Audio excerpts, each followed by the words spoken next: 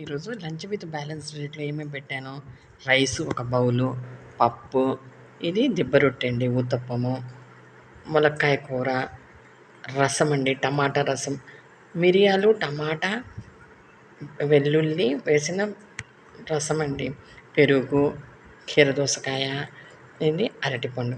చూడండి ఇప్పుడు ఏమేమి న్యూట్రిషియస్ వాల్యూస్ ఉన్నాయో చెప్తాను. రైస్లో కార్బోహైడ్రేట్స్, ఊతప్ప మినపప్పుతో చేసింది కాబట్టి ప్రోటీన్, ఫైబర్ ఉంటుంది. పప్పులో ప్రోటీన్, ఫైబర్ ఉంటుంది. ములక్కాయ కూర ఇది చాలా చాలా రకాలైన న్యూట్రియంట్స్ ఉంటాయండి. ఇందులో ఏ విటమిన్ ఉంటుంది, సి విటమిన్ ఉంటుంది, ఫైబర్ ఉంటుంది.